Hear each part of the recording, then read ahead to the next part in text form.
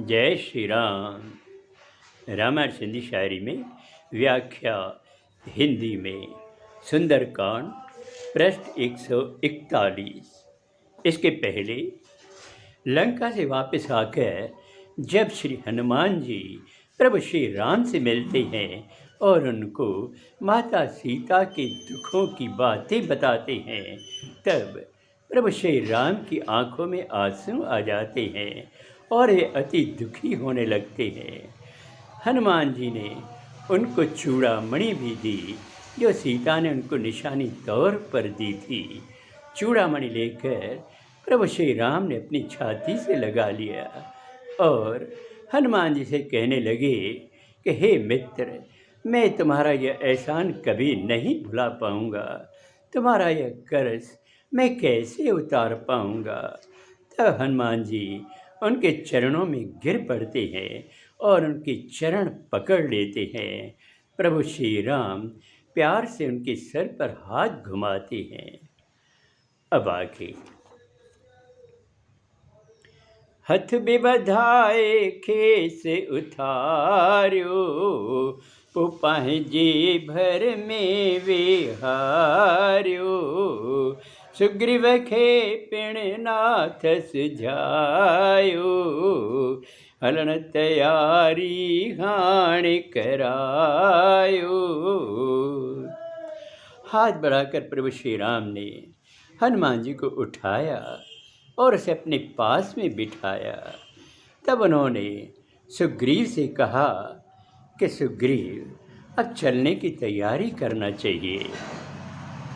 बांदरपति आदेश ते आई फौज तमाम, रिछय बांदर हा घना, कन जय जय श्री राम। वानरपति सुग्रीव ने आदेश दिया तो वानरों की फौज इकट्ठी हो गई। रीछ और बांदर बहुत ज़्यादा हैं और वे श्री राम की जय जयकार करने लगे। राम दया जे बल खे पाए, हलन जबल जन पंख लगाए। फौज वठी थियो राम रवानो, सुण घणा ऐं वक्त सुहानो। प्रभु श्री राम की कृपा से सब वानरों में बल आ गया और शक्ति आ गई। वो इस तरह चलने लगे जैसे पर्वत पंख लगाकर चल रहे हों। पूरी फौज इकट्ठी हो गई और श्री राम उनको लेकर रवाना हुए और सब तरफ शगुन अच्छे दिखाई देने लगे। वक्त भी सुहाना लगने लगा। समुद्र किनारे ते अची, पहुँची आही फौज। बनजा फल खाई मिठा, बांदर माणन मौज।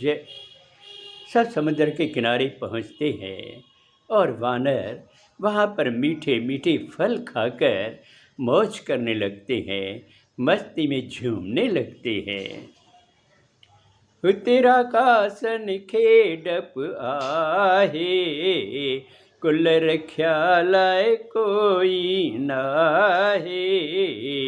सभिनी चिंता तॾहिं वराई, बांदर लंका जॾहिं जलाई। और वहाँ रावण की नगरी में लंका में सभी राक्षस बड़े चिंतित हैं और डरे हुए हैं कि अब हमारी रक्षा कोई नहीं कर सकता, हमारा कुल नाश हो जाएगा। सबको चिंता तो तब भी लगी थी जब हनुमान जी ने पूरी लंका जलाई थी।